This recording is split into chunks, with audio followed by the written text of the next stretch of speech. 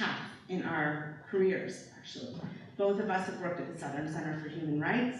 She has done death penalty work, indigent defense work, and about 6 or 7 months ago became the legal director of the ACLU of Georgia, where you could just imagine how much responsibility one feels directing the legal work of the ACLU of Georgia.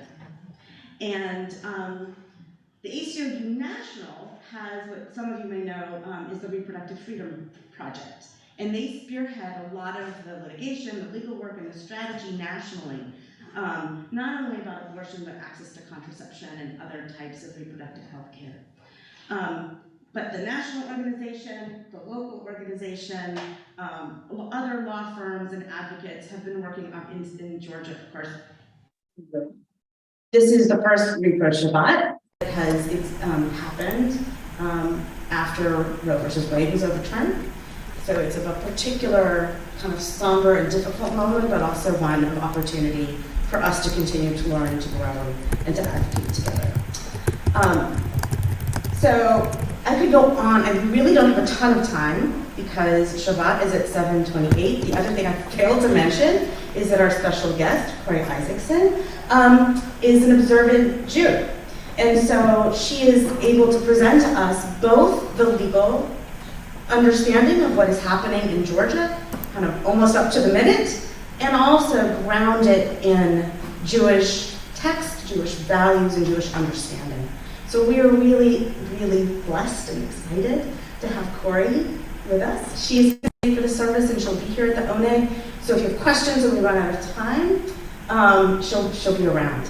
And I'll have plenty of these packets for all of you afterwards. So Corey, if you come up here and speak with us.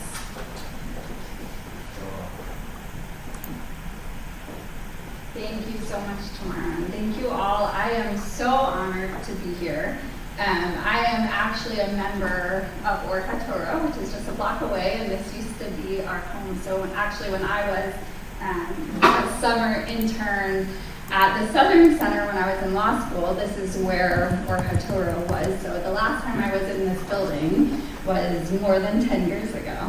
It's actually bigger than I remember. And all the curtains and stuff. It's true, without the mezuzah, it really opens up. It's a beautiful space though, but I have always heard so much about Beit Chaverim's commitment to inclusivity and being welcoming and your commitment to social justice, and it's a real inspiration to me, and I'm just so honored to be here and really honored to share the neighborhood with you all. I'm so happy that you're in this neighborhood and all of the light and inspiration that you bring to the whole Jewish community. So thank you very much. And thank you, Tamara, for inviting me to be here.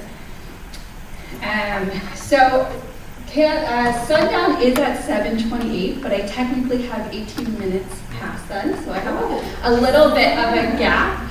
But my Shabbat observance, the way that I observe Shabbat, I don't use microphones or videos or anything like that, so I will have a hard stop at 18 minutes past 7:28, and I also am so grateful to you all for accommodating that practice. So, like Tamara said, I started at the ACLU of Georgia about 6 months ago, and my background is in indigent defense, so I have always done legal work related to representing low-income people who had been who had been accused of committing crimes and were wrapped up in our criminal legal system. And the past 4 years before starting at the ACLU of Georgia, I was doing exclusively death penalty work for an organization in Atlanta called the Georgia Resource Center. And I thought I would always do exclusively indigent defense for my entire career. And then I started to get more interested in broadening my scope and realizing how so many of the social justice issues of our time intersect with each other, overlap. And I started to become more interested in taking a more global, macro approach to social change and social justice lawyering. And that's how I ended up at the ACLU of Georgia. It has been a wonderful ride so far, but very scary scary at the same time, because there is a lot that's happening in our state and around the country that is moving us backwards. And reproductive rights and access to abortion really the prime example of that right now. So in 2019, Georgia passed an abortion ban, 6-week ban, that essentially bans all abortions past 6 weeks with very limited exceptions. So there are 3 exceptions in the statute. One is for medical emergencies, but the way that the text of the law defines medical emergencies is very vague. The language is something like, if there's a risk of substantial injury to a major bodily function or a risk of death, something to that effect. And doctors on the ground don't know how to interpret that. At what point is the risk great enough to be considered an emergency? Is a 5% risk of death enough to allow a termination of a pregnancy, or does it need to be a 90% risk of death? And the medical experts that we've spoken to and who testified at a trial we held in the fall were very clear that what this translates to on the ground is them not being able to treat patients with the appropriate standard of care. And they are turning away pregnant people who come to the hospital, for instance, with the premature rupture of membranes. So you have women, often with very wanted pregnancies, who unfortunately experience a premature rupture of membranes, which means pre-viability, which means unfortunately it's no longer a viable pregnancy. And standard of care is to terminate the pregnancy because it's no longer viable and because the woman is then at a risk of infection. So what doctors are now doing with the 6-week ban and this very vague medical emergency exception is they're sending women away and saying, when you start to show signs of being septic, come back.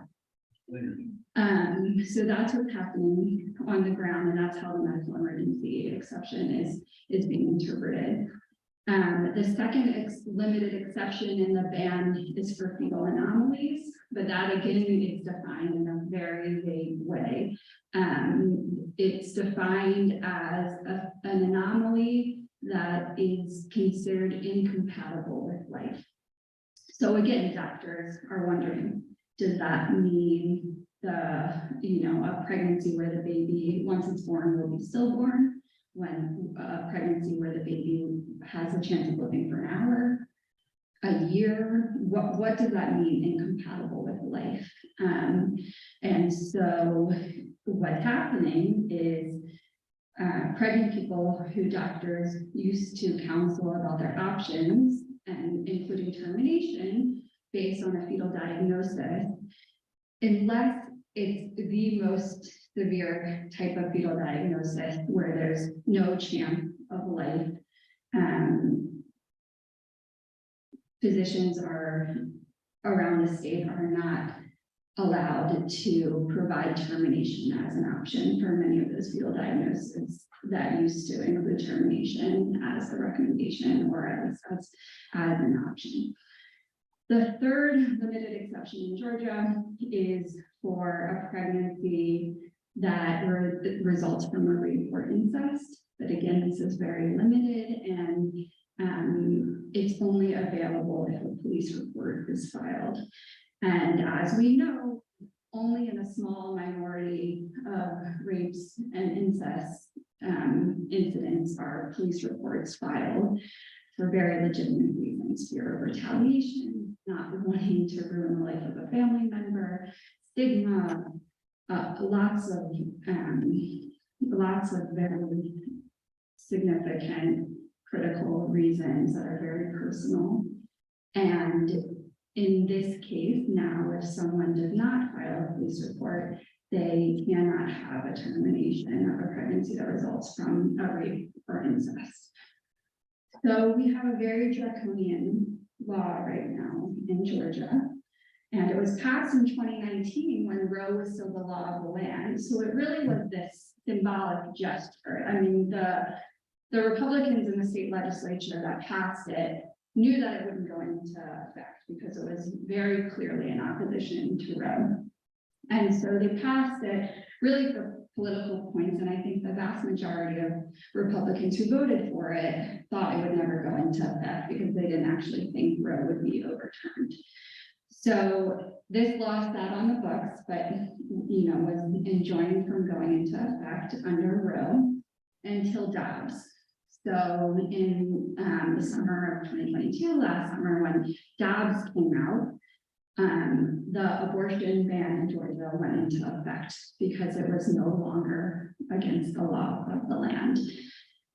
So at that time, before I joined the ACLU of Georgia, along with the National Office of the ACLU, two wonderful local law firms, Bondurant Newson and Kaplan Cobb, the Center for Reproductive Rights, Planned Parenthood, all of us joined together and we filed a lawsuit in state court where we essentially argued, okay, this abortion ban is no longer impermissible under federal law now that Roe has been overturned, but we think it's still unconstitutional under the Georgia Constitution.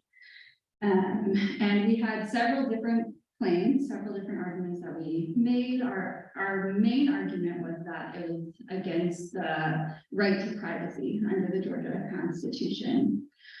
And then we had a technical side claim based on this doctrine in the Georgia Constitution called void ab initio, which has rarely been used in litigation, but it's a doctrine in the Georgia Constitution that said, if the state legislature passes a law that's clearly unconstitutional under either federal or state law at the time it's passed, then the remedy is it's struck from the books. It's as if it was never enacted because it was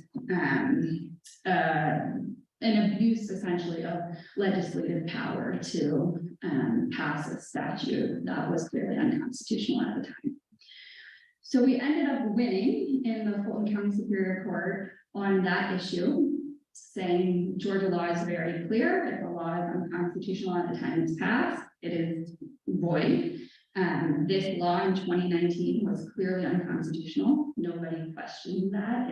Everyone who passed it knew it was in opposition to Roe.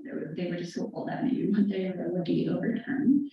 And so it's just an open and shut question of this technical area of Georgia law. And the Fulton County Superior Court judge, Judge McBurney, said, because I'm overturning it on void ab initio grounds, I'm not even going to reach the other claims. So didn't opine one way or the other on the remaining claims. So for about a week, the ban was overturned. And we've heard from our plaintiffs and other providers that there were a lot of procedures that were performed in that week. We were able to give a lot of people care.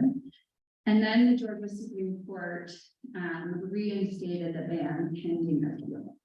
So the status of the case right now is that we have an oral argument in front of the Georgia Supreme Court on March 28th. I am always the optimist, even when history tells me I shouldn't be. So I'm pretty sure we're going to win on March 28th, but I'm pretty alone in but I do think we'll have a very good chance. If the Georgia Supreme Court, which is a very conservative court, but less ideological than other conservative courts, if they follow Georgia law, then we should win. It is a pretty clear violation of Georgia law under this doctrine.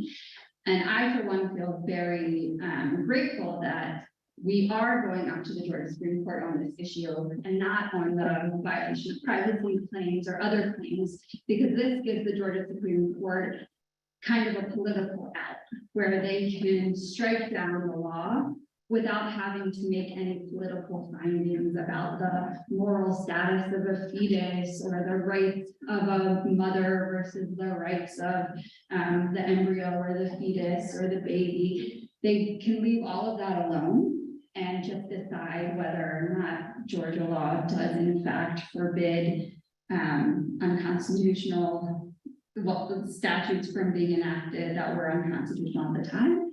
And if it does, was this unconstitutional at the time? If the answer is yes, then it's void. And so we are hoping that this very technical, dry legal issue in some ways saves the case, because it allows the Georgia Supreme Court the opportunity to overturn it without reaching the more political issues involved. So that's the status of the case. I wanted to talk to you all about the Jewish perspective on reproductive rights. And I don't have time to do a deep dive, but I wanted to just share with you some of the complexity of the issue that I feel like Judaism really grapples with. And it's also directly relevant to our case, because we don't have a religious liberty claim at issue in the current litigation, but religious liberty claims primarily by Jewish plaintiffs are starting to show up all over the country, saying that Judaism has a different perspective on terminating pregnancies. And these bans that are being put in place by governments infringe on my religious liberty, because they don't allow me to make this very personal decision based on my religious values and my religious beliefs. So we don't have that claim as of now, and I'm hoping we won't ever need to have that claim, because I'm hoping we'll win right now. But if we don't win with this current litigation, that's the next phase. But even in this current litigation, we asked NCJW, the National Council of Jewish Women, if they would file an amicus brief. So an amicus brief is essentially a filing by a non-party in a lawsuit, but a party that has an interest in the outcome of the suit. So it's essentially a group saying, hey, I'm not a party to this litigation, but for this reason and this reason, I'm really invested in the outcome. So court, please consider my perspective when you're deciding how to rule on this case. And so NCJW filed a brief along with a handful of other Jewish groups, including the Atlanta Rabbinical Association, which is a mixed denomination group of Atlanta rabbis. Is that right? Yes. Mixed of ways, I'm sure, but somehow we got sign off without too much debate or controversy for them to sign on to the brief. And there are also a handful of groups from other faith traditions that signed on to this brief. And the brief was primarily focused on the Jewish view, but on other religious views as well, saying, hey, listen, this is how our religion looks at the issue of terminating pregnancies. And it's a really complicated issue. And we want to be able to make these decisions in line with our religious beliefs and religious values. And this interference by the Georgia government doesn't allow us to do that. And that's a clear violation of our religious liberty rights. We should be able to live in this state and practice our religion according to our beliefs. And this abortion ban doesn't allow for us to do that. So even though that's not a live claim in this litigation, NCJW and others have already come to the Georgia Supreme Court and said, hey, in addition to this law being unconstitutional because it's void ab initio, we also want you to consider the fact that it also infringes on our religious liberty. So with that, we have to do a time check. Where are we? 7:29. Okay, 17 minutes. Okay. So I'll just go through a couple of sources, and actually this is, I got this word tweet from NCJW, from Rabbi Danya Ruttenberg. And she pulled together some sources. There are many other sources beyond this, and I'm not even going to go into all of her sources. But essentially, as I see it, and I'm sure the rabbi has additional perspectives. But the way I see Judaism's general view to abortion and reproductive care is that it's a complex issue. It's a case-by-case consideration in terms of what the options are or should be, and that at the very least, it is not black and white, and it is a very gray area. But I'll talk about some of the ways that Judaism views personhood and abortion differently than the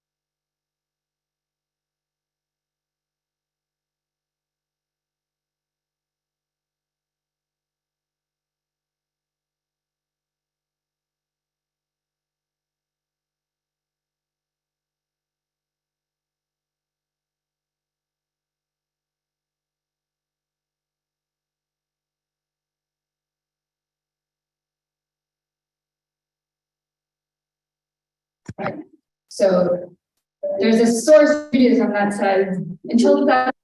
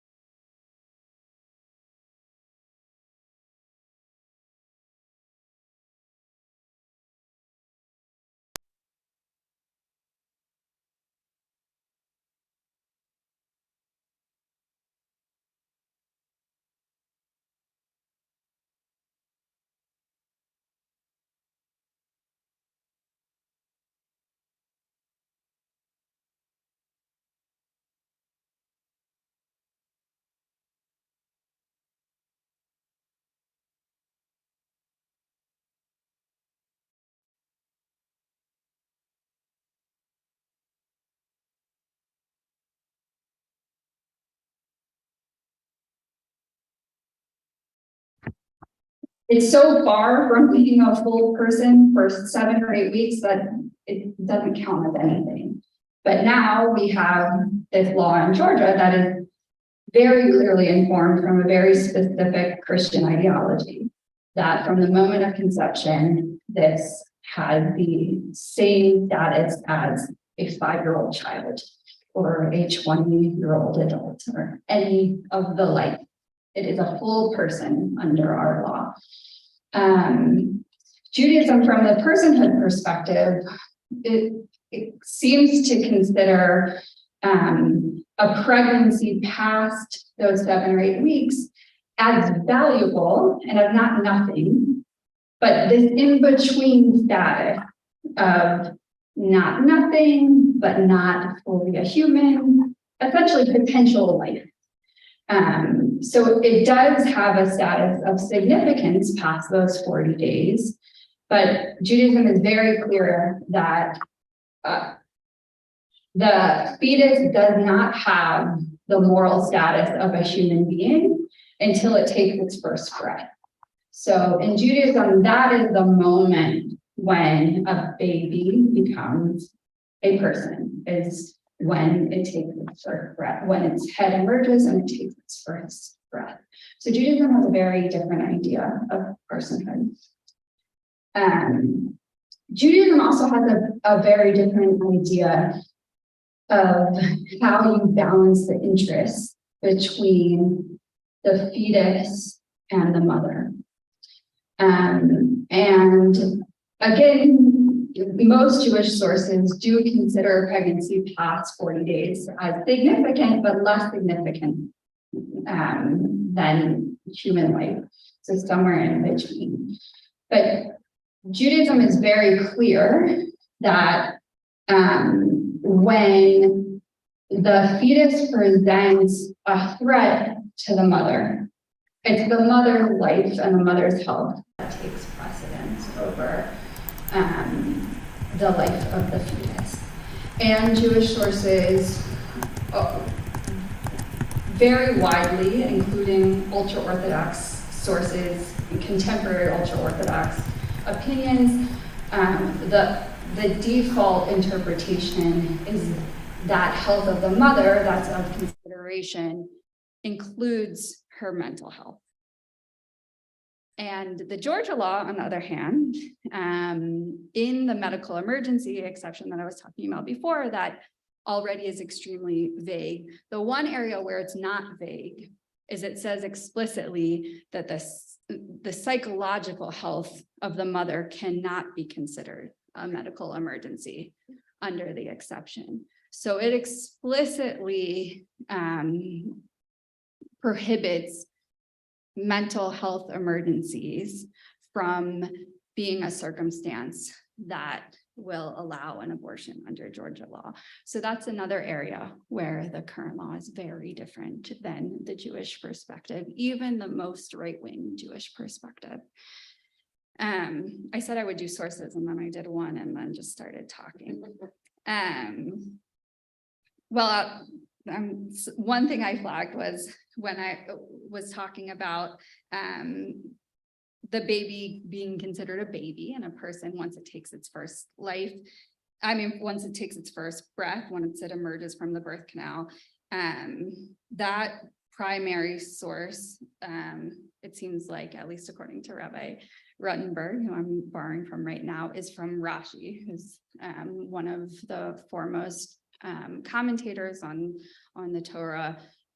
He defines nefesh, which in Judaism means soul or life, really that type of being that has the moral status of a human being. So it's Rashi who makes it very clear that that status of nefesh, life, does not apply until that first breath.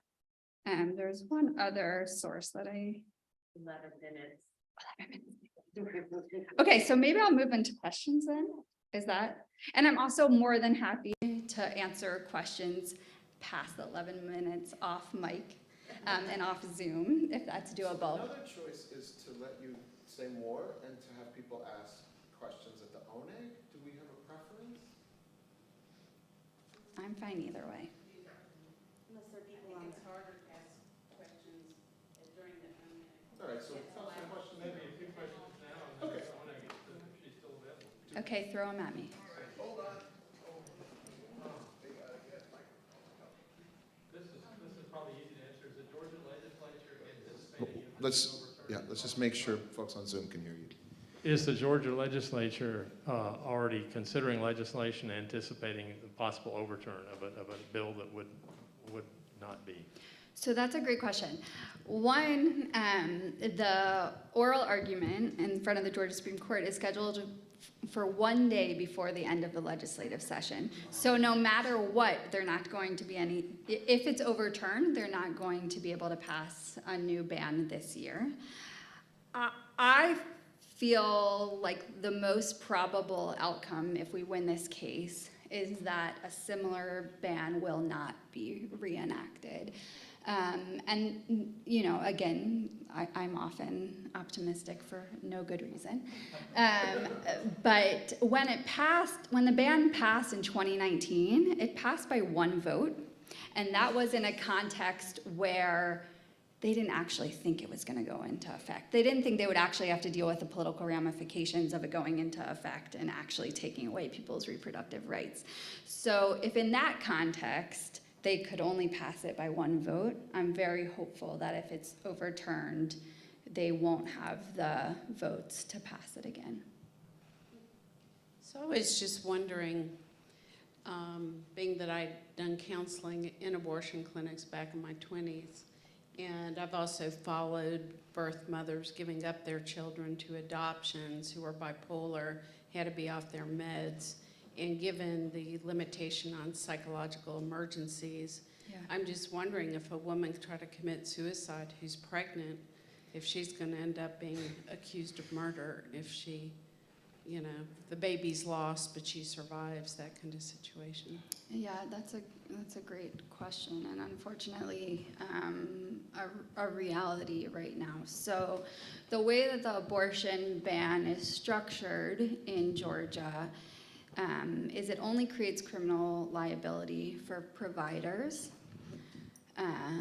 So, under the law, only medical providers who perform an abortion can be criminally liable.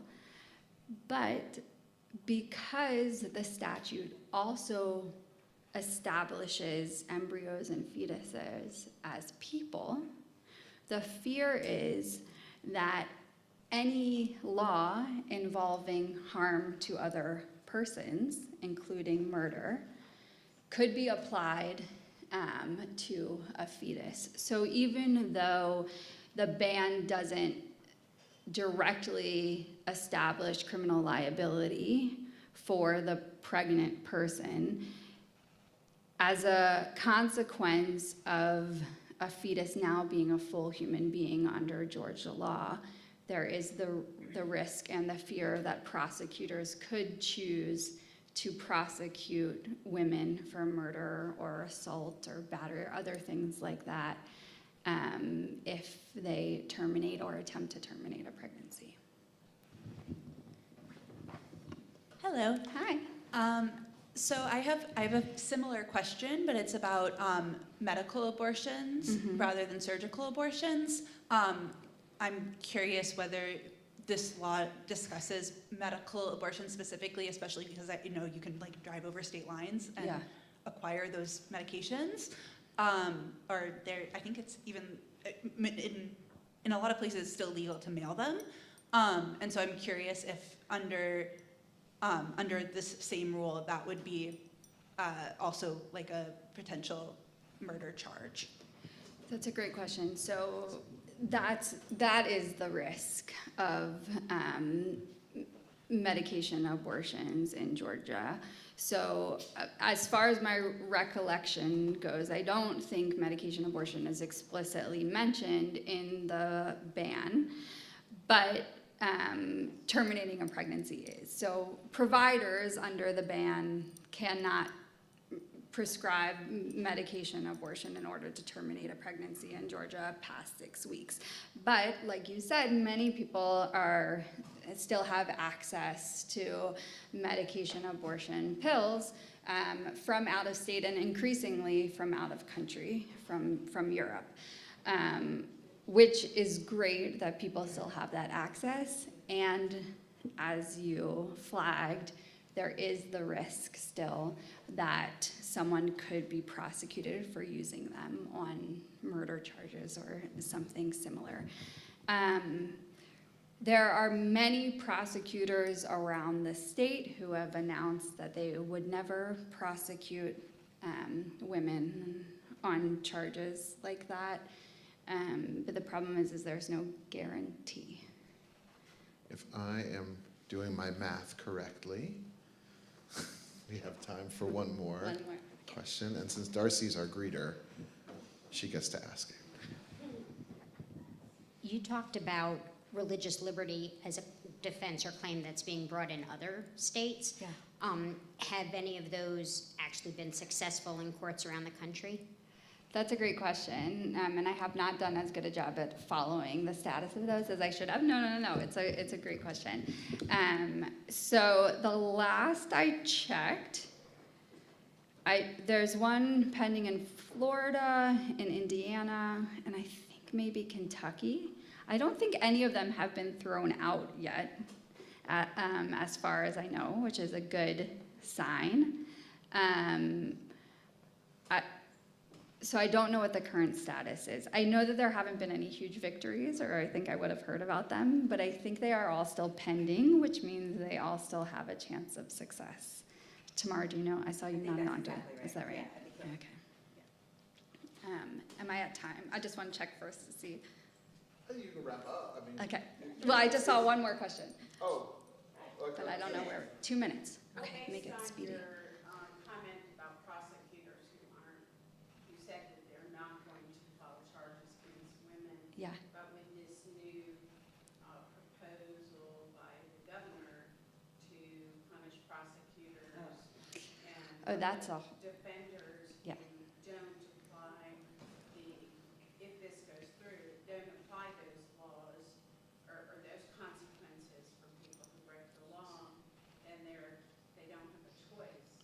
You're exactly right. So there's a movement by the state legislature to have oversight over state prosecutors, which in some ways could be good, but it's really intended to punish more progressive prosecutors. And so there is the risk that there will be intense pressure to prosecute these cases. Okay, I'm sorry to end so abruptly, but I'm going to. Do you want to finish with something you want us to do? Something I want you all to do. Right now there's not a political campaign because the legislation is passed and it's up to the Supreme Court, and we're trying to make it as apolitical as possible right now because the strategy in front of the Georgia Supreme Court right now is this isn't about politics, it's just a technical question of Georgia law. So there's nothing we're galvanizing the community around right now. Hopefully we won't need to because hopefully we'll win. But if there is community movement building happening in the future, I will pass that on to Tamara, who can pass it on to all of you. And thank you so much for letting me be here. Thank you so much, Corey.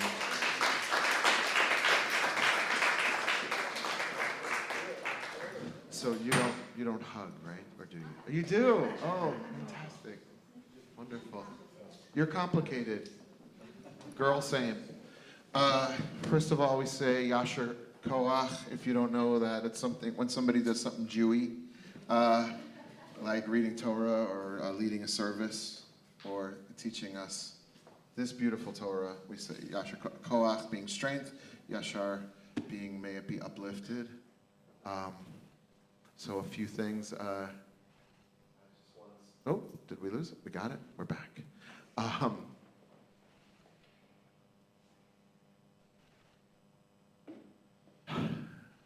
You said you were introduced as somebody who was an observant Jew. And so we're so grateful that you have been flexible, and we've all been able to be flexible to allow you to speak. That's a hallmark of this community, we hope, is that we figure out ways to include everybody. To the point of saying Yasher Koach, anytime that we strive for justice, which is a Jewish imperative, we're being observant Jews too. I just want to put that out there. I got snaps for that. Excellent, thank you. It's not a surprise that this is pushed by a certain group of folks. We talk about, some folks talk about intersectionality. I just want to say that this issue, reproductive rights, is a women's rights issue. It's also a trans rights issue because there are people who are not women who are pregnant, and those folks are erased sometimes. It's a racial justice issue because lack of accessible health care very often is hardest felt in Black and brown communities. It's an economic justice issue. Again, hardest to figure out a way to go 3 states over and take a plane if you don't have the money to do that.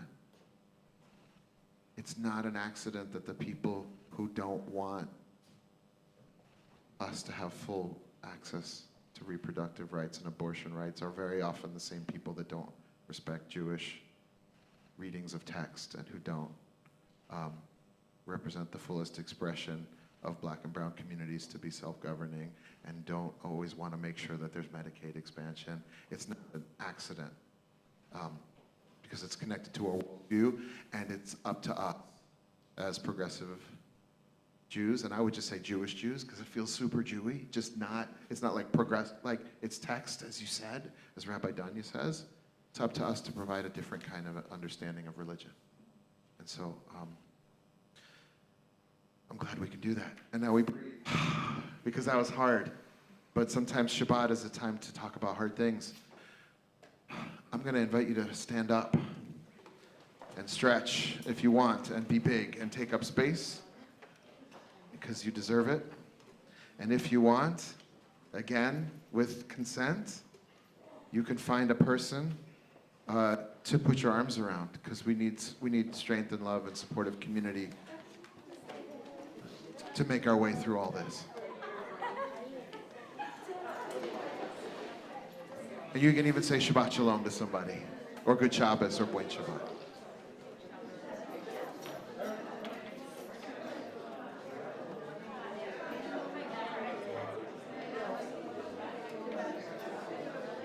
Shabbat Shalom.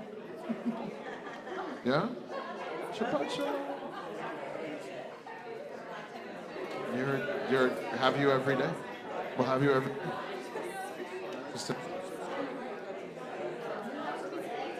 Have you met the Jews? We're always late. Most of us.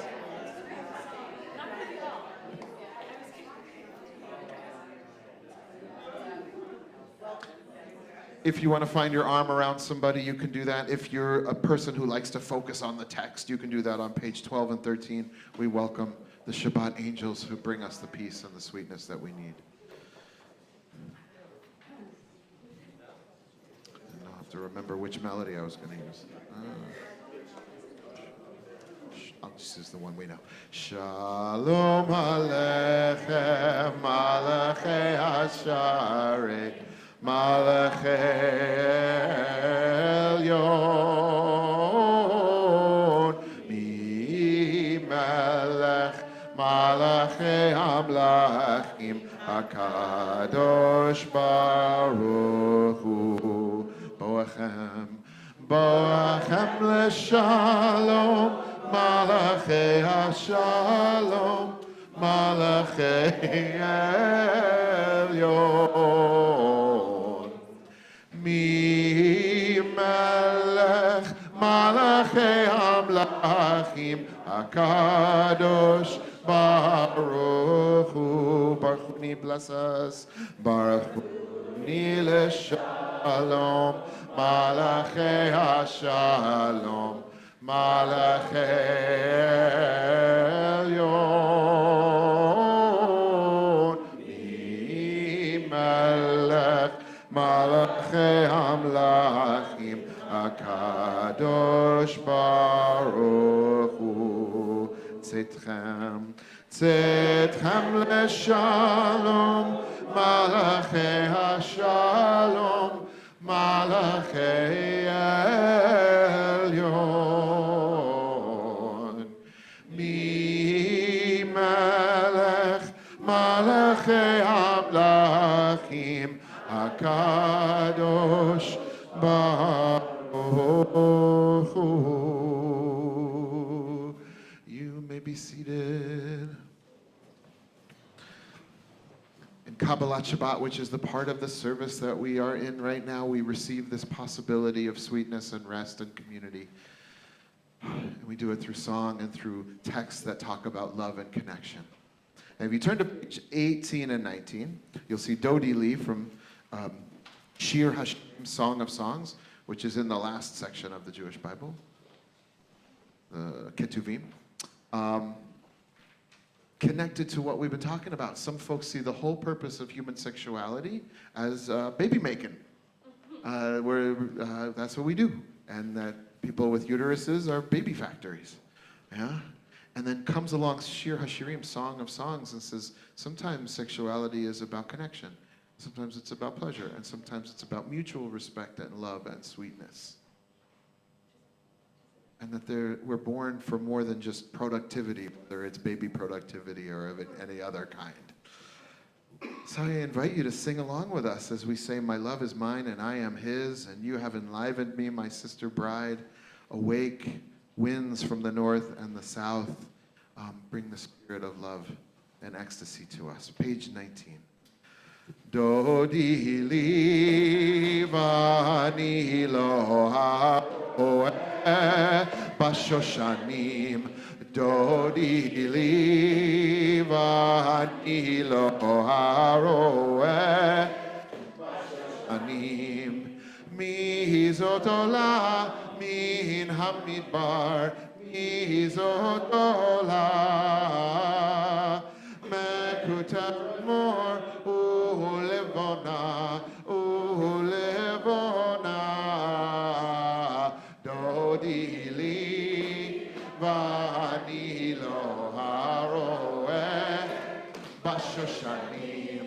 Dodi li vani lo haroeh bashoshanim. Libabtini achoti kala, libabtini kala, libabtini achoti kala, libabtini kala. Dodi li vani lo haroeh bashoshanim. Dodi li vani lo haroeh bashoshanim. Uri tzafon uvoi teman. Uri tzafon uvoi teman. Dodi li vani lo haroeh bashoshanim. Dodi li vani lo haroeh bashoshanim. We will do some skipping.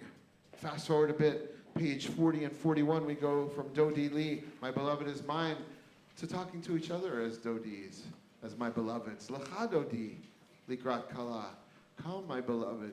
Come greet the sweetness of this moment, because we need sweet companions to face the complicated world that we live in. We are going to chant the top of each page in the Hebrew.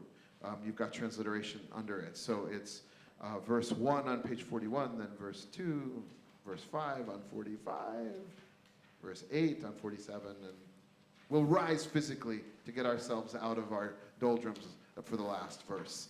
Lecha Dodi starting on 40 and 41. Lecha Dodi likrat kala b'nei Shabbat nekabela. Lecha Dodi likrat kala b'nei Shabbat nekabela. Shamor, Shamor v'zachor b'diborecha hishmianu. El hamichad Adonai echad u'shemo echad l'shem u'tiferet ve'letira. Lecha Dodi likrat kala b'nei Shabbat nekabela. Lecha Dodi likrat kala b'nei Shabbat nekabela. Likrat Shabbat lechu v'nei achakim mekor haberacha merosh mikedem nesucha sof maaseh b'mashvat techila. Lecha Dodi likrat kala b'nei Shabbat nekabela. Lecha Dodi likrat kala b'nei Shabbat nekabela. Hitoreri kiva orech kumi ori uri shir daberi kavod Adonai alayich nilach. Lecha Dodi likrat kala b'nei Shabbat nekabela. Lecha Dodi likrat kala b'nei Shabbat nekabela. Yamin Usmol, Tifro Zivias Adonai, Tariti Al Yadish, Ben Parti, Ben Nismecha, Ben Nagila, Lechadoni, Ikrakala, Ben Eshamane, Abela, Rakala, Shaneka,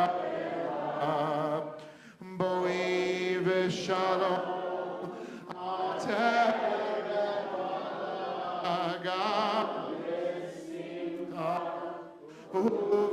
Uvetsola, Am Sekula, Boi Hala. Oh, Kala, Lekatoli, Lekatoli, Shabbat Nekabela, Lechadoli, Lekrakala, Bene Shabbat Nekabela,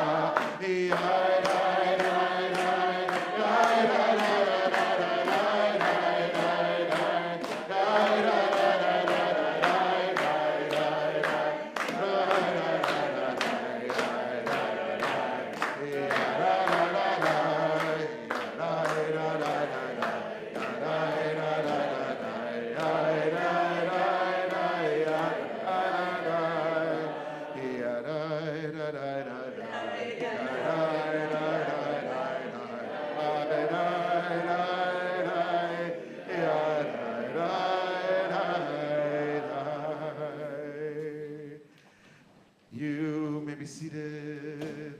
You can do whatever you want. It's your shul. Psalm 92, special psalm, explicitly created for Shabbat, it says. Tov lehodot l'Adonai, it also says it's good to give thanks to Adonai. It's good to give thanks. A gratitude practice helps keep you going. So anything that's going well for you, anything that's even a moderate thumbs up, anything that's feeling it's like it's in the right place, we need all of it. So please tell us, what do you got, Marjorie? We got very lucky. We had a tree we were gonna have to take down. It was $4,500, and it fell last. And not on anybody. Wait, there's more. Okay, wait, I think I gotta get you a microphone. If you're gonna, $4,500 to take down a tree, but then it fell. Yeah, go ahead. So we live as part of the River Conservancy, and Johns Creek River Conservancy came and hauled off the tree. For free. For free. And it didn't hit anybody. And it didn't kill anybody. That's, And it didn't and your house. damage House is our fine. property. We were so afraid it would Wow. fall on like a school bus this A house morning before or it. something like Ay, that. ay, ay. Hallelujah. Yeah, Wow, wow, wow. so we just got All right. All right, I had to give you the microphone for that. Anyone else? You don't need a microphone. Yeah, you want the microphone? Gary wants the microphone. Good. I just made very last minute plans last night to go take a little trip to Chile next month. Wow. Very last minute. Okay. Wow. Oh my goodness. Anyone else? Something going well? Yeah? Carolyn? Sure. I'm glad to have my daughter and my son-in-law here with me for the weekend. Not too shabby. You're glad to be. Oh my goodness. You gonna say that too? I'm glad to be alive. Amen. Amen. Thank God. Anyone else? Jackie. Yes. Then I'll- By the looks of the messages on the listserv today, hundreds, if not thousands, of calls were made asking senators to vote no on SB 140. And there's a lot of people to thank for that, and Bev and you, Jackie, I know were instrumental in that. Let's see, there's a prayer vigil Monday morning in front of the Capitol, 9 o'clock. Yeah.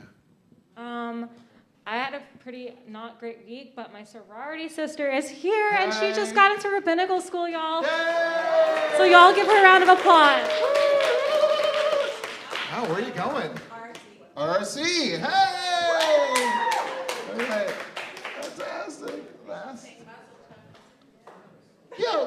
I do whatever you tell me to. So, cinnamon tov, a mazel tov, a mazel tov, a cinnamon tov, a mazel tov, a mazel tov, a cinnamon tov, a mazel tov, a cinnamon tov. Yehelanu, Yehelanu, Yehelanu, Olechol Yisrael. Yehelanu, Yehelanu, Olechol Yisrael. Yehelanu, Yehelanu, Olechol Yisrael. Yehelanu, Yehelanu, Olechol Yisrael. Simen tov, mazel tov, mazel tov, simen tov, mazel tov, mazel tov, simen tov, mazel tov, simen tov, Yehelanu. Woo! All right. We'll talk more. The end of this psalm, Psalm 92, if you look on page 51 at the star, it says, Tzaddik katamar yifrach, that the righteous are planted and they flourish like palm trees. Palm trees are tall very often. Yeah. And they, you don't think, how could they possibly not fall over? I was just in Florida. So I was, how they possibly not fall over? Yeah, totally they don't. Somehow, miraculously, they don't. The righteous will flourish like palm trees, that they will be rooted in the house of God. They will be planted. So maybe we all figure out ways to be planted, to be rooted, to be secure, and also bend when the winds blow. And sometimes bend to make space for the people that we love. And that, hopefully, will keep us standing upright. Tzaddik katamar, at the start, page 51. Tzaddik katamar yifrach, keres balbanon yizgeh, shetulim bevet Adonai, bechatzrot Eloheinu yafrichu, od yenuvun beseva, deshenim verananim yehu lehagi, ki yashar Adonai tzuri velo avlatabo. We move into our evening service, our Mariv. Page 55 is Chatzi Kaddish. That's going to lead right into the Baruch Hu. On 57, we rise in body or spirit. And we face east toward the holy city of Jerusalem, Ir Shalem, city of peace. May it be speedily in our days. Yitkadal v'yitkadash shemei Rabbah. Be'alma divrach yirutei v'yamlich machutei. B'chayechon u'yomechon u'v'chayei b'chol beit Yisrael. Bagala, u'vizman kariv v'yimeru amen. Yehei shmei Rabbah mevarach le'olam olam me'almaya yisbarach v'yishtabach v'yitpa'ar v'yitromam v'yitnaseh v'yithadar v'yit'aleh v'yithalal shemei lekudesha barichu le'elam min kol berchata v'shirata tush berchata v'nechemata da'amiran me'alma ve'imeru amen. Yadadadadadai, yadadadadadai, yadadadadadai, yadadadadadai, yadadadadadai,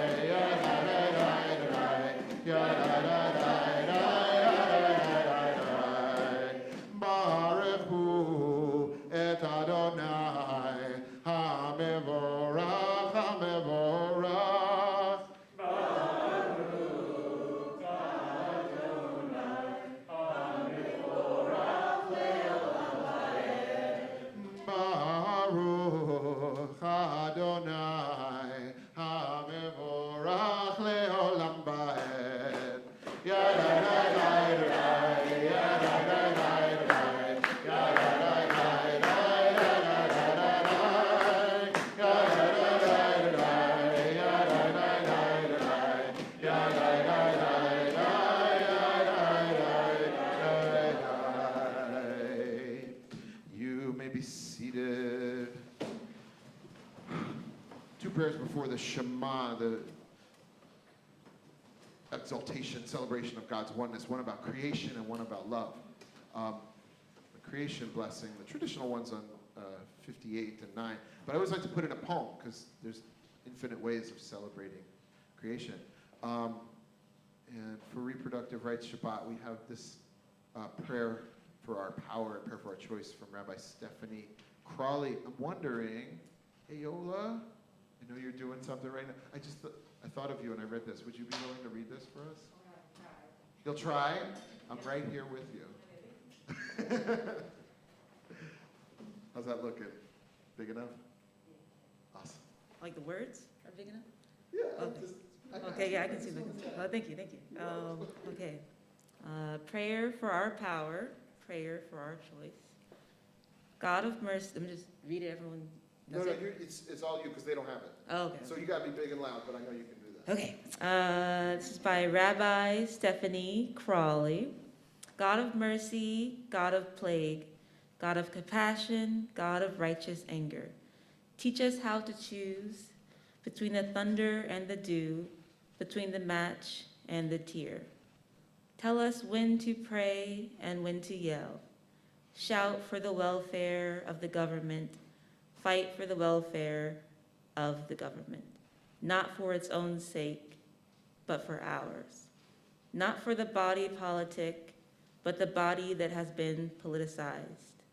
We pray for the government because we fear it, but maybe it should fear us.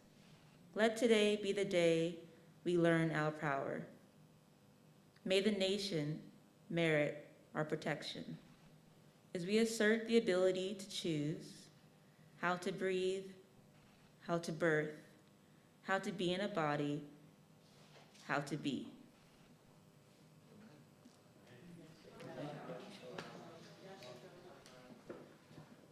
Umavir yom umevi laila, umavdil ben yom uven laila, Adonai tzavot shemo. El chai v'kayam tamid, yimloch aleinu leolam va'ed. Baruch atah Adonai, hamari v'aravi.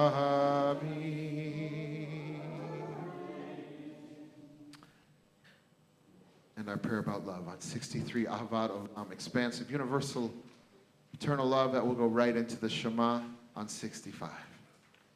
Ahavat Olam Beit Yisrael Amcha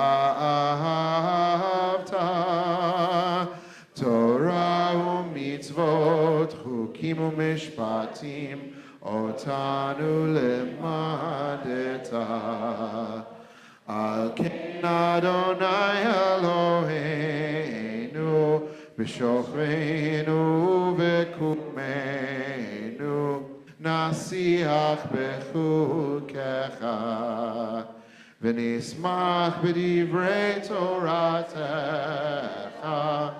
U'v'mitzvotecha Le'olam va'ed Ki hem chayenu ve'orech yameinu ve'orech yameinu U'vahem negeh yomam v'layla yomam v'layla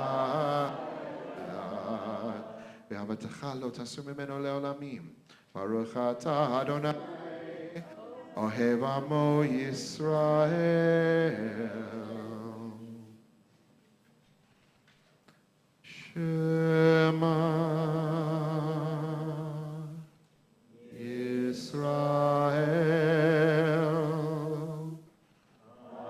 Adonai Eloheinu Adonai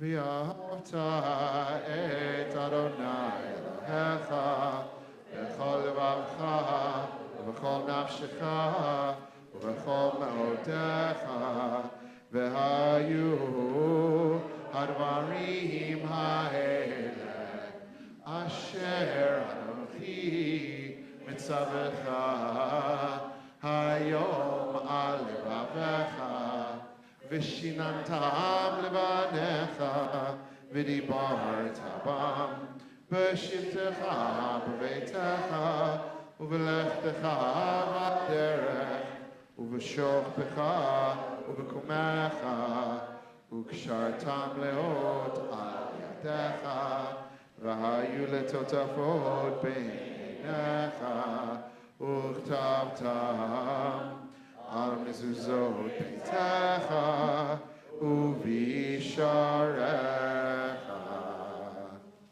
As we've talked about at other times, some people will daven, will pray these sections just kind of in a low voice. You've got a choice on 66 and 67, or the traditional text on 68 and 69. And if we all do it together, you get kind of this holy murmuring sound, which is really beautiful. The other advantage of this is that you don't have to sing along with anybody if you don't like the way they sing or you sing. You're just praying by yourself, and you don't have to worry about getting the words wrong because everybody's doing their own thing. So I'm going to invite you to take a little time for some holy murmuring. Again, 66 and 7 or 68 and 9, and we'll come together 3.5 lines from the bottom on 73. If you my fitting hands, I bid you now, loving the fount of life, pure God, serving God with all your heart, with every breath, I will give you rain upon your land in appointed time. Early rain, later rain, so you may gather in your wine. You grass upon the field to feed your animals, and you will eat and be content. Yisham rulechem b'nikum rulechem u'sem. Adonai Shemai, Atar Damad, Sam Temet Yivareh, baby.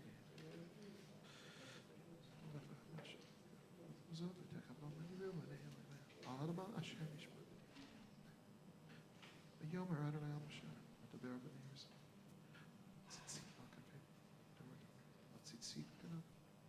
Yam lachem b'tzitzit. For all the mitzvot of the eternal, do so you won't go. Leman tizkeru v'asitem et kol mitzvotai v'yitem kedoshim lelohechem ani Adonai Elohechem asher hotzeiti etchem me'eretz Mitzrayim liot lachem leElohim ani Adonai Elohechem Adonai Elohechem. Amen. Our faith and trust rest on this binding truth that God is with us. Turn to page 76, our introduction to our liberation prayer, Michamocha, what the Israelites sang at the shores of the sea. Please join me on 76. We acknowledge as true and trustworthy that there is but one universal God, and that to God's service Israel stands eternally committed. We recognize in God the power that has enabled us to triumph over defeat, persecution, and oppression. It was God who redeemed us from Egyptian bondage, delivered us from the despotism of the pharaohs. For God wills that we be free to use our powers in holy service and be not bound to the arbitrary rule of any mortal. Whenever human rulers usurp divine authority and exploit the people, those tyrants' hearts are hardened. Their own arrogance writes their doom. Therefore, we will never be discouraged nor dismayed when unrighteous powers rise up to destroy us. Though enemy hosts pursue us, we shall remember how our ancestors were saved at the Sea of Reeds. We therefore repeat the words of triumph with which they gave thanks for their deliverance. And this liberation song on 79 is call and response. Mi chamocha ba'elim Adonai Mi chamocha Nedar ba'kodesh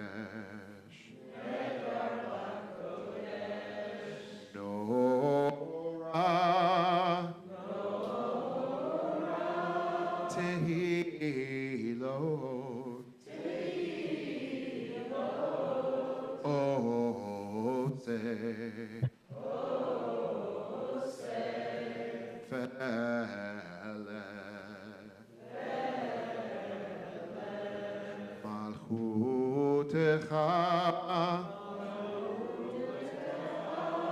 Ra'u vanecha Bokeyam Lifnei Moshe u'Miriam Zeili Anu ve'amru Adonai lo Le'olam va'ed. Anamar kifara Adonai et Yaakov Kelomen chazak Imenu. Yes, the Redeeming One has rescued Jacob and saved him from a power stronger than his own. Baruch Ata Adonai Gal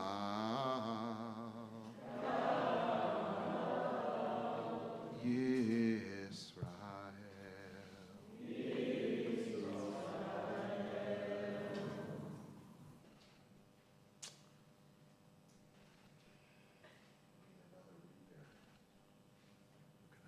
Carrie.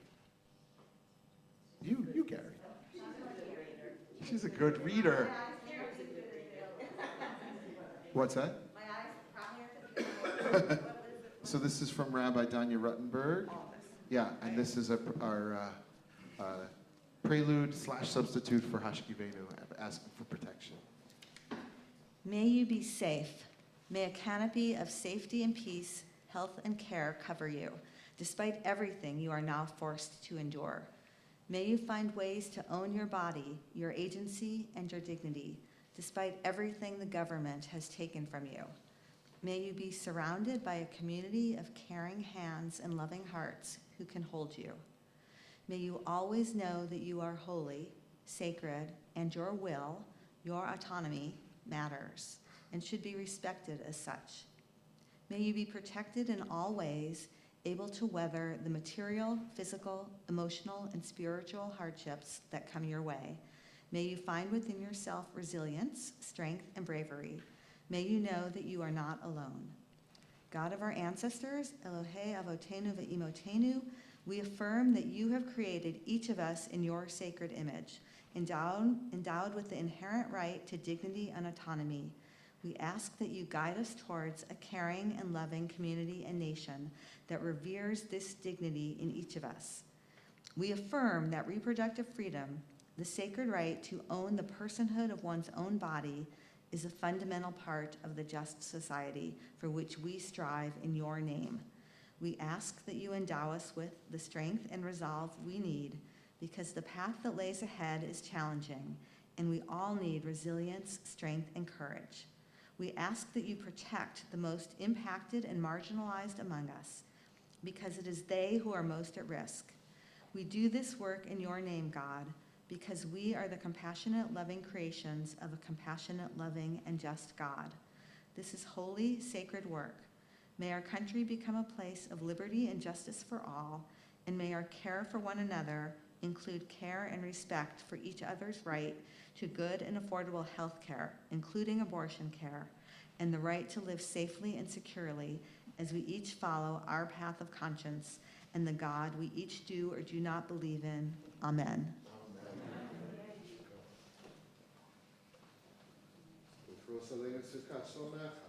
Baruch atah Adonai, Aparei Sukkot Shalom Aleinu v'al kol amo Yisrael v'al Yerushalayim. Blessed are you, compassionate one, who spreads your canopy of peace over all your people Israel, over Jerusalem, over the world. We say amen. Somebody left. You got one? Okay. I invite you to rise and embody your spirit. Vishamru, a celebration, a joyous hoot and howl for Shabbat. Why not? Page 8-5. Vishamru, Bnei Yisrael, et HaShabbat, Lasot Lasodet HaShabbat Ledorotam Berit Olam. Bein B'nai Yisrael Oti Leolam Oti Leolam V'shamru B'nai Yisrael Et HaShabbat Lasodet HaShabbat Ledorotam Berit Olam. Ki sheshet yamim asa Adonai et hashamayim ve'et haaretz v'shamru b'nei Yisrael et hashabbat lasod et hashabbat ledorotam berit olam. Uvayom hashvi Shabbat vaynafash, Shabbat vaynafash, Shabbat vaynafash, Veshamru B'nei Yisrael et HaShabbat, Lasod et HaShabbat, Ledorotam berit olam, Veshamru B'nei Yisrael et HaShabbat, Lasod et HaShabbat, Ledorotam berit olam. We are gonna remain standing. Our Amidah is our standing prayer, conveniently. It goes from pages 90 to 107. It's got 7 parts for the 7 beautiful days of the week that end in this beautiful day of Shabbat. We've got an opportunity to read the Hebrew. We've got an opportunity to read the English. We've got an opportunity to read the commentary below the line. We've got an opportunity to ignore all of it and just return to our breath and find this moment of sweetness and beauty. It is your time. You own this completely. You just let us know that you've gotten to the end of it. When you do, by being seated, I am going to be on first page 90 with our introduction, and then we'll let you have that space. Adonai sifatai tiftach ufi agita hilatecha. Open my lips, beloved one. Let my mouth declare your praise.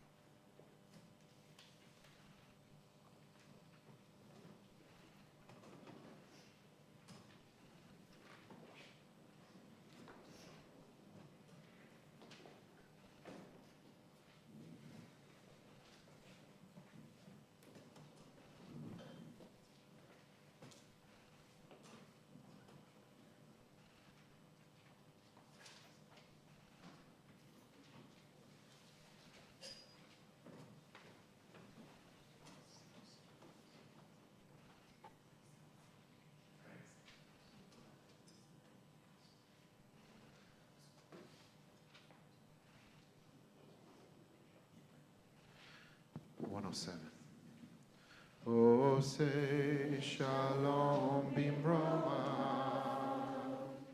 uyase shalom aleinu, ve'al kol Yisrael, ve'al kol yoshvei tevel, ve'imru, amen.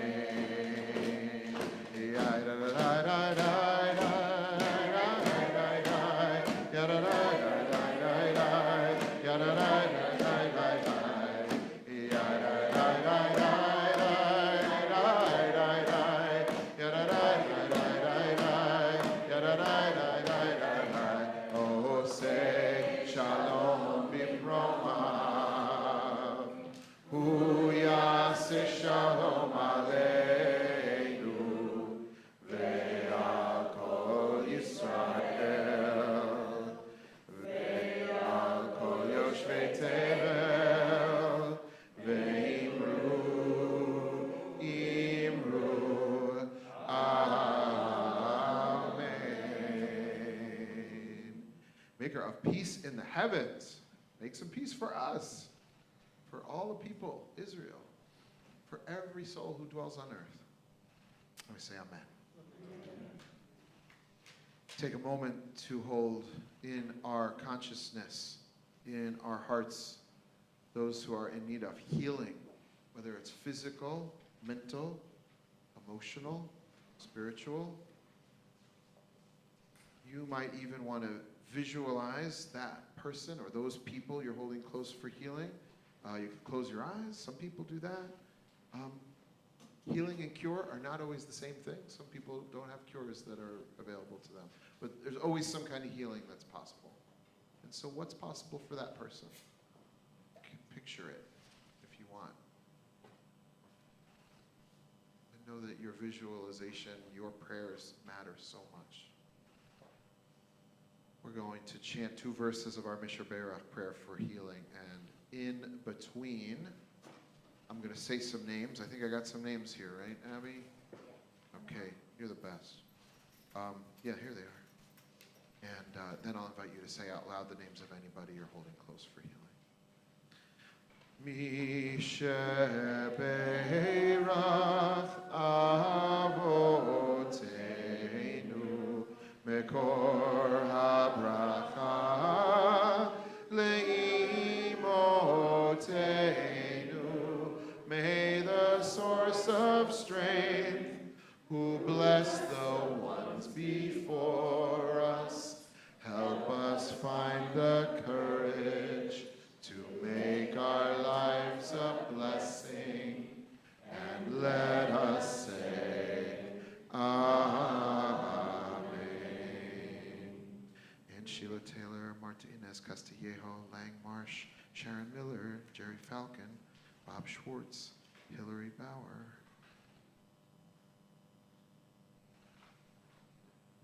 Roseanne Glick, Ronnie Carlin, Loretta Noon, Bob Noon, Esther Myers, Aya Iwatani Weinroth, Tracy Sterncox, Richard Adler, Richard Cohen, Jenny Williams Cohen, Sharon Miller, Rosalie Levy, Pepe Lurie, Naya Brown, Mona Lisa Schultz, Linda Staples, Amy Kraft, Naomi Stauber, Carla Caraballo, Sarah Griscom, Marjorie Osheroff, Talia Bat-Yehudi, Jeannie Heinzen, Nancy Gerber, Scott Gerber, Billy Nach, Ann Schley, Peter Bauer, Leslie Bauer, Malcolm Estroff, Steve Somers, Alan Brindle, Sharon Kuttner, Janet Hardin, Susan Finelli, Beth Prestwood, Abby Drew, Shelley Kotliar, Jay Rosen, Diane Dexter, Don Tarter, Shirley Cornett, Hayden Namkung, Fran Shahar, Jessica Brown, Yiska Batalia, Teresa Barnett, Nissan Hakohen, Ben Esther, David Friedman, Sonny Caldwell, Benjamin Gittleson, Terry Bahacek, Elaine Harris, Marjorie Adler, Anna Levy Sprick, John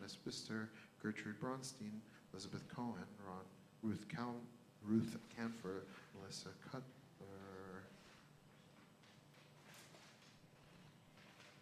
Any other names?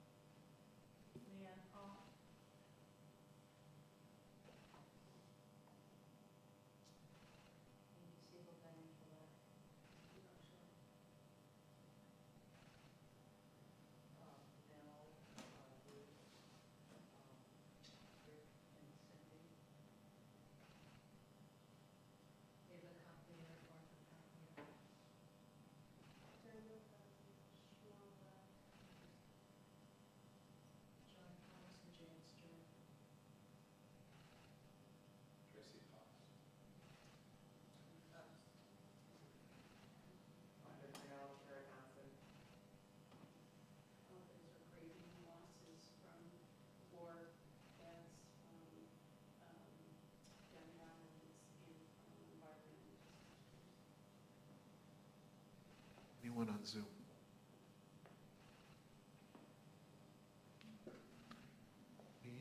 Shebeirach imotenu mekor habracha lavotenu. Bless those in need of healing with refuah shlema, the renewal of body, the renewal of spirit, and let us say, Amen. Baruch atah Adonai Rofei HaCholim. Blessed are you, Adonai, healer of the sick. And we say, Amen.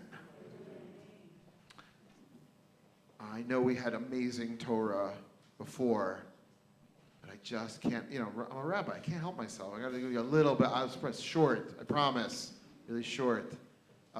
It's Parshat Vayekel Pekudei, but it's also Shabbat HaChodesh. It's the Shabbat right before Rosh Chodesh, the beginning of the month of Nisan, which is a month of liberation. So I got to talk a little bit about the special reading for the month of liberation.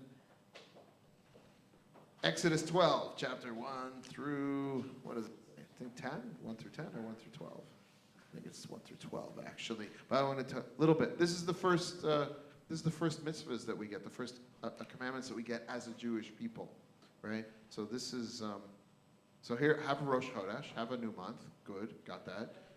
What's that? I said Chodesh Tov. Chodesh Tov, right? That's a happy month, right?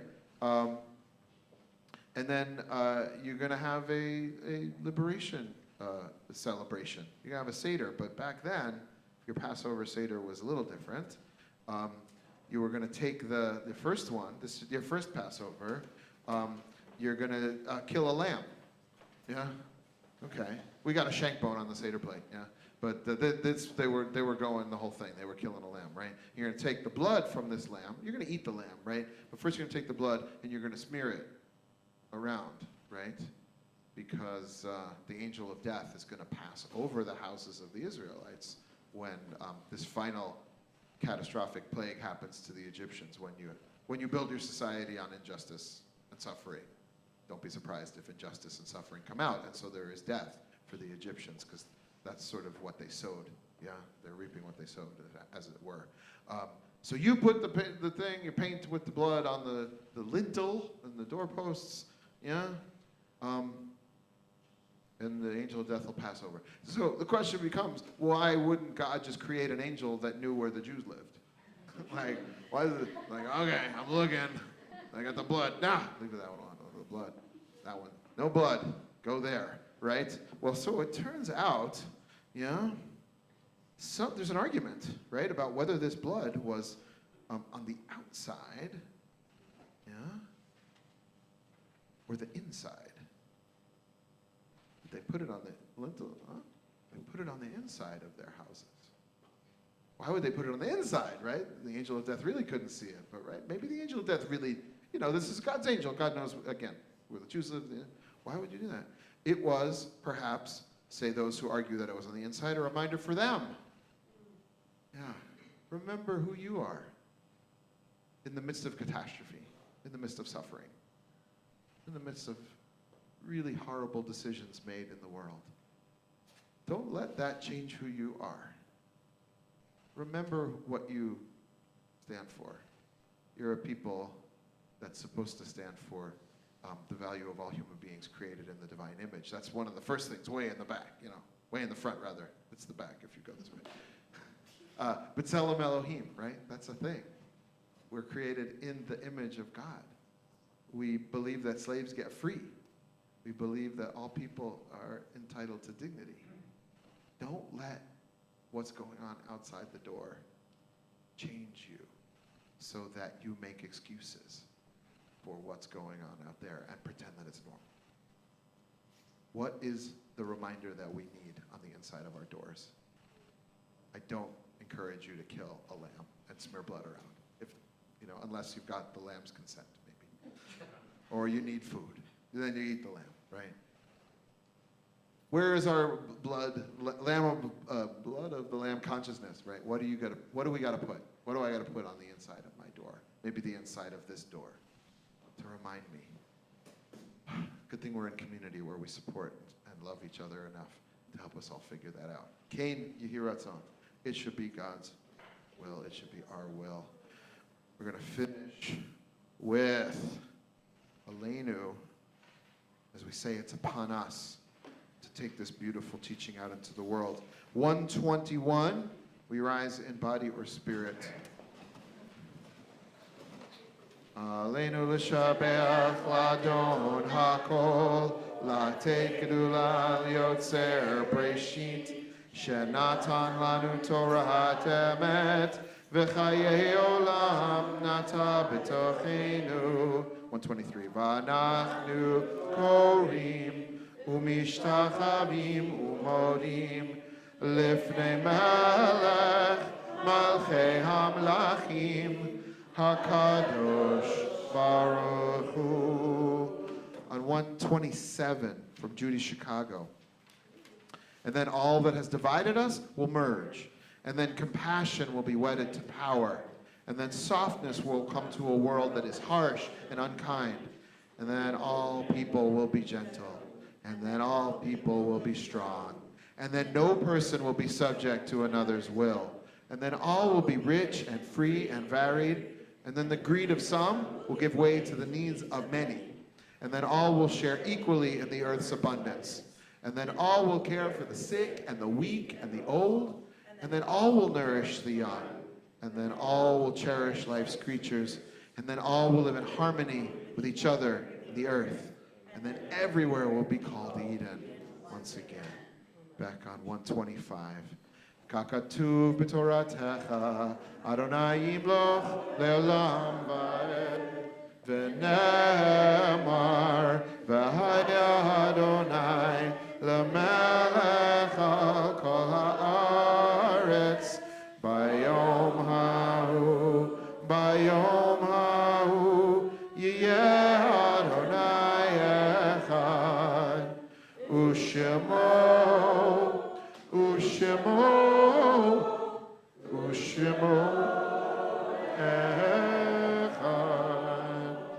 You may be seated. Looking for, here's a copy.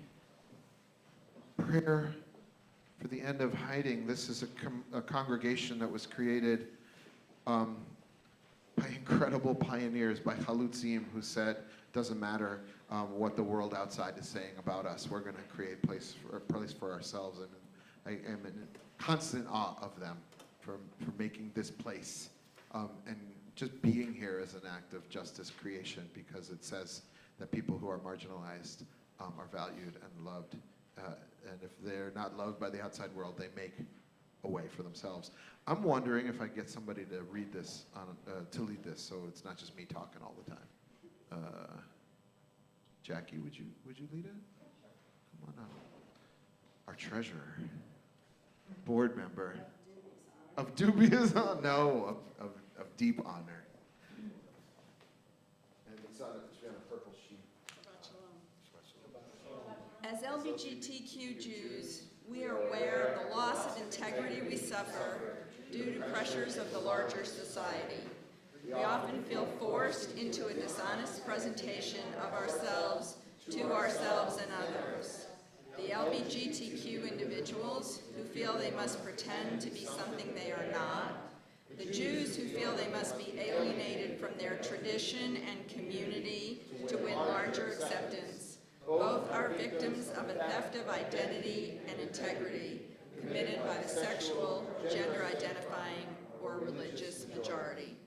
Creator of the universe, we ask that our hiding draw to an end, that we no longer feel we have to pretend, to promise falsely, to renounce ourselves, and that our fullest creative expression as Jews and as lesbian, gay, transgender, bisexual, and queer people be among the blessings you bestow upon us.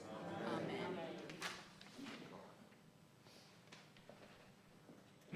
We Again, make space in our hearts this time for those who have died at this time, or died recently or at this time in years past, what we call a yahrzeit, the anniversary of a death.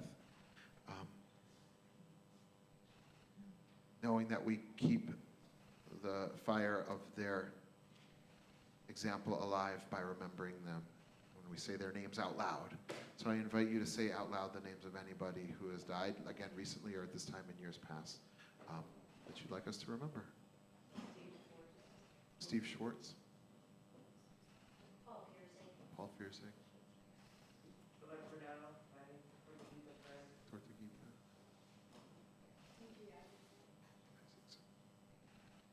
Nancy Gray. Susan Bennett. William Copley. William Copley. Al Corfin, Ted Michaels, Sylvia Gross.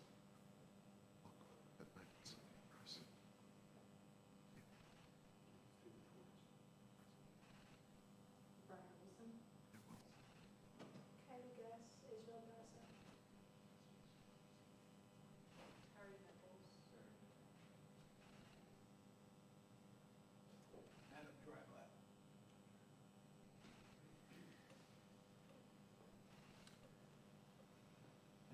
Kadisha Tome, the Mourner's Kaddish is on. Oh, I'm sorry. Was there another name? Fanny LeBan.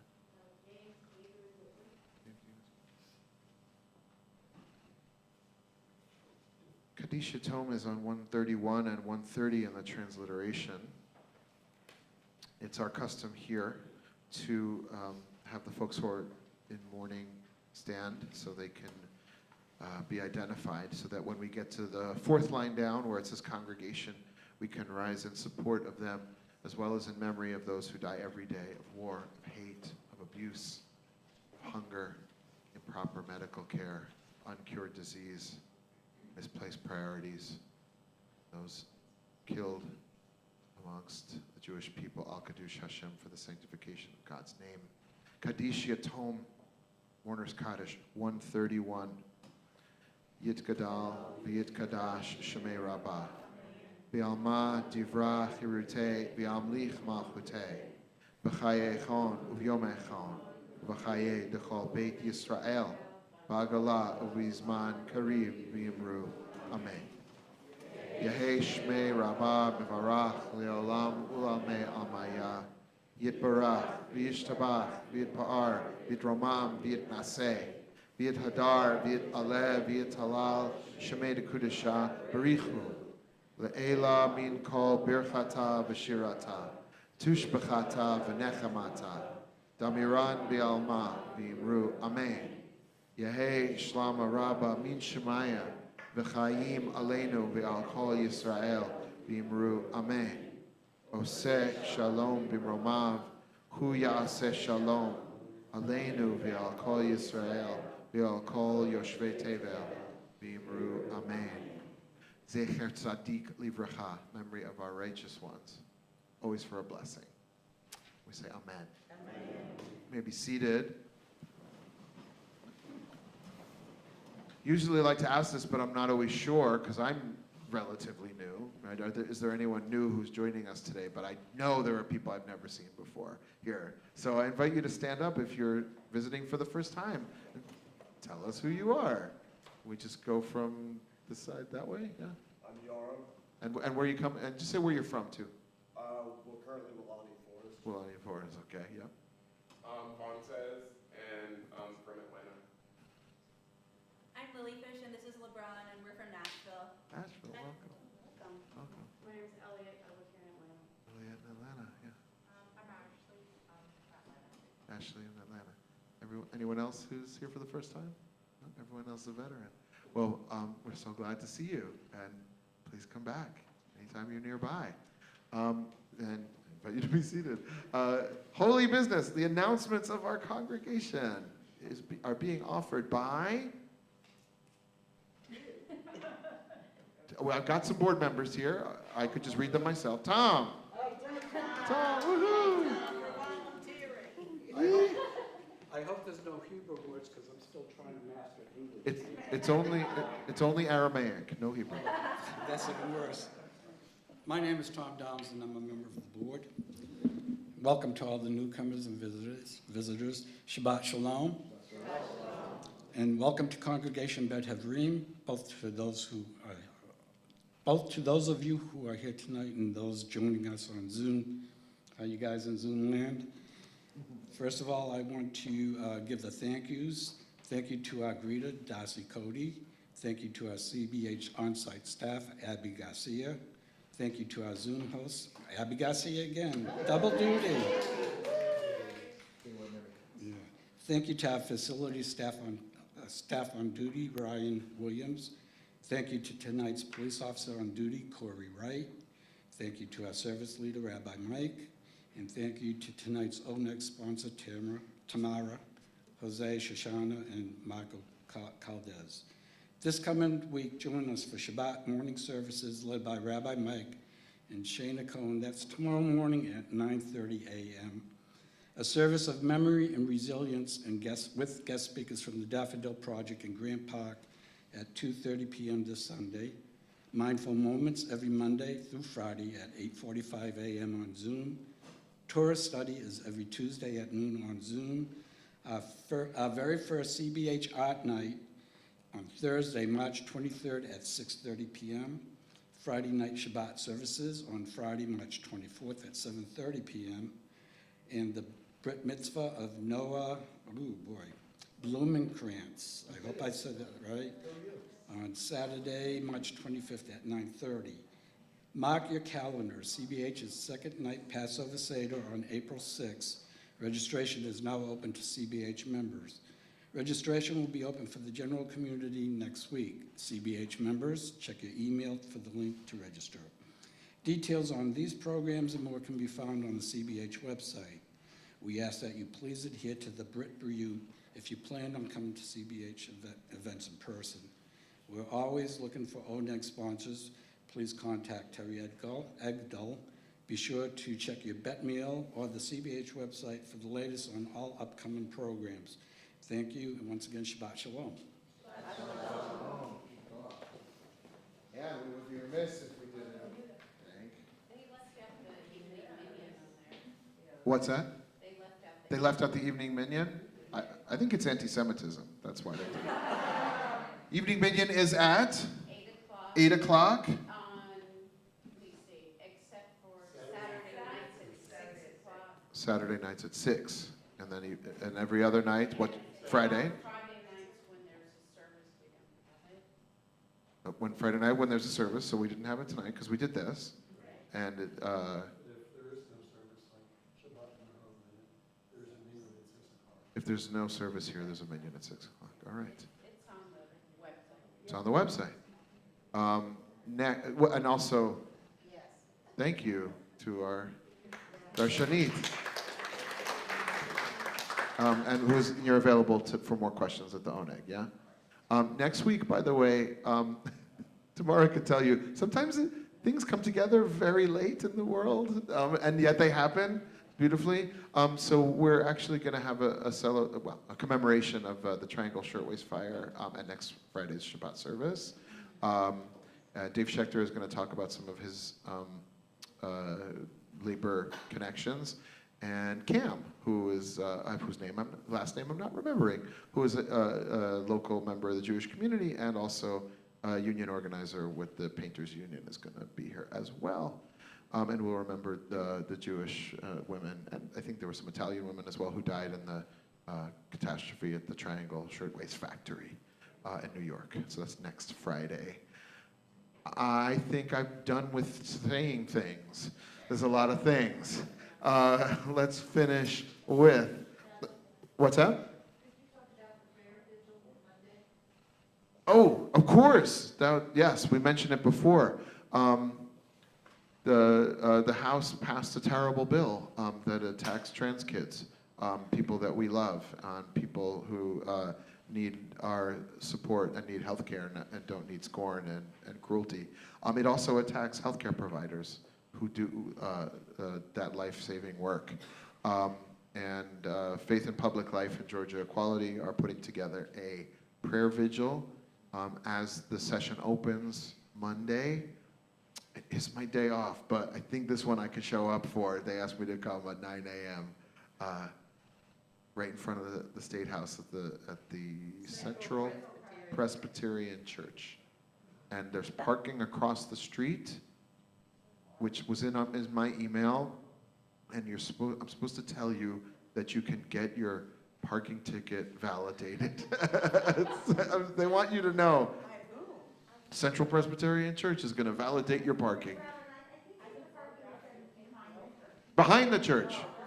See, I shouldn't be in charge of this. I'm going to mess it up. Behind the church. What's that? At Trinity UMC, United Methodist Church. Okay, start 9 o'clock Monday morning. It's at Central Presbyterian Church. Parking is behind Central Presbyterian Church at Trinity United Methodist Church. Save your ticket, bring it to Central Presbyterian, where they will validate it, and you will show up for an incredible mitzvah, which is, or take MARTA, or take it, or walk, or bicycle, or ride in someone's trunk. Don't do that. I'm gonna say no to that one. Don't do that part. Seriously, you know that we've got kids in our community and kids all over this region and the state who could use your love and support. So show on, and I'm gonna try and keep it to 2 minutes, my part of it. You'll see how I do. Adon Olam is on page 133, translation 132.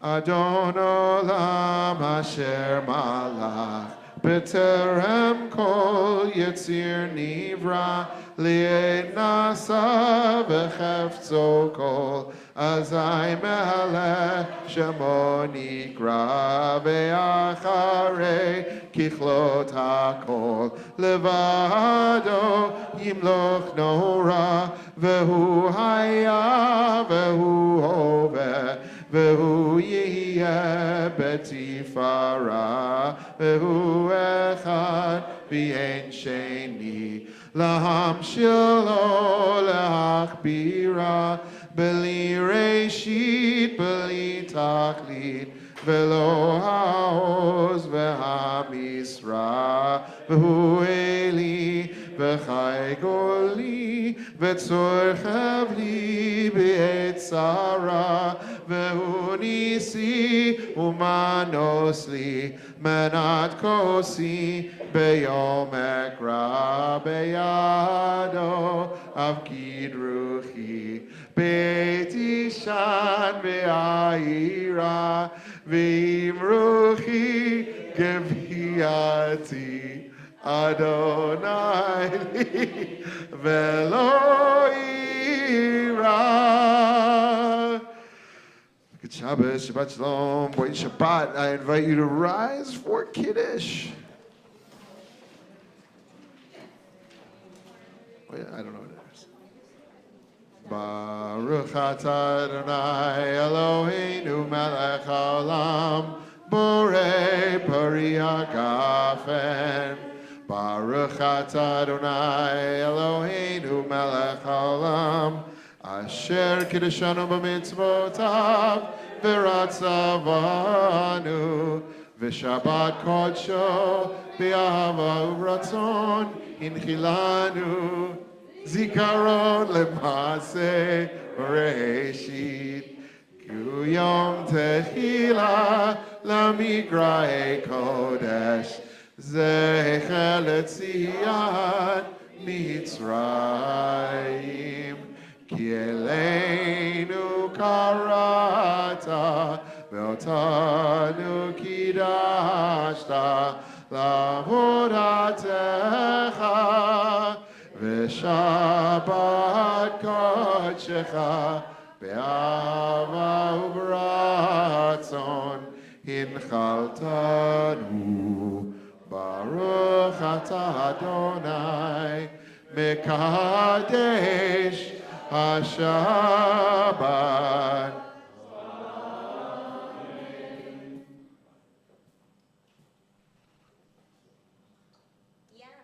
Yeah, that's the stuff. All right, look at this. I'll take that one. Yeah, cool.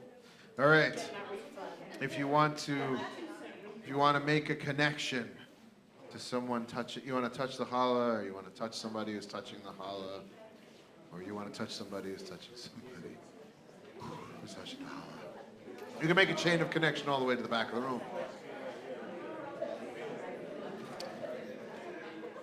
Baruch atah Adonai Eloheinu melech haolam hamotzi lecha min haaretz.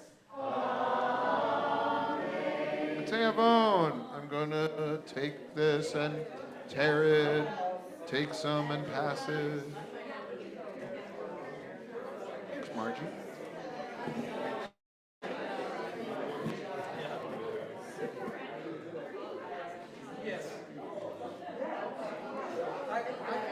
Shalom, man.